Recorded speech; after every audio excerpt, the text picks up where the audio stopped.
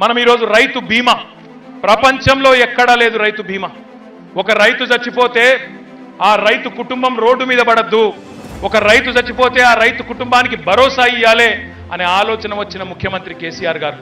మాకెవరు దరఖాస్తులు ఇవ్వలేదు, మాకెవరు దండాలు పెట్టలేదు, ధర్నాలు చేయలేదు. రైతు బిడ్డ కాబట్టి, తాను స్వయంగా రైతు కాబట్టి కేసీఆర్ గారే ఆలోచించి గుంట భూమి ఉన్న రైతు చచ్చిపోయినా 5 లక్షల రూపాయలు ఆ కుటుంబానికి వారం రోజుల లోపల పంపుతున్న నాయకుడు భారతదేశం మొత్తంలో ఒకే ఒక్క నాయకుడు కేసీఆర్ గారు. దేశంలో ఎక్కడా లేదు ఈ పథకం. ఏంటంటే బాగా నమ్మిస్తే మోసం చేయడం అల్కగా అవుతుంది.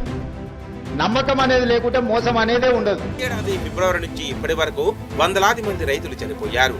ఆయా రైతు కుటుంబాల సభ్యులు బీమా పరిహారం పొందేందుకు అవసరమైన సర్టిఫికేట్లను సంబంధిత వ్యవసాయ శాఖ అధికారులకు అందజేశారు. కానీ వారికి ఇంతవరకు బీమా డబ్బులు అందలేదు.